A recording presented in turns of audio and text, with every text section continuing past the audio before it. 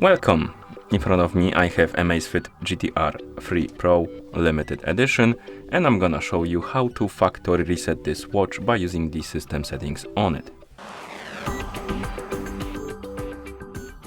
First thing you will need to do is to turn on your watch or wake up the screen on it. If you need to turn it on, press and hold the upper button and keep holding it until you see the Amazfit logo on the screen. And if you need to wake up the screen on your watch, simply press the upper button.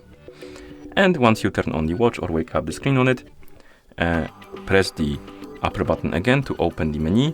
Now scroll through the menu, find the settings icon, and once you find it, tap on it to enter the settings.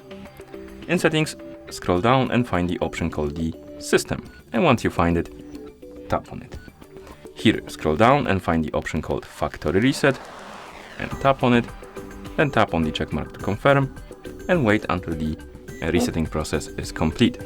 One thing to mention, before you reset your watch, make sure that the battery level on it is at least above 20 or 30%, because if the battery dies during the resetting process, it might damage your watch. And once you see the list of languages on the screen, it means that the factory reset is complete. And that's how you factory reset this watch by using the system settings on it.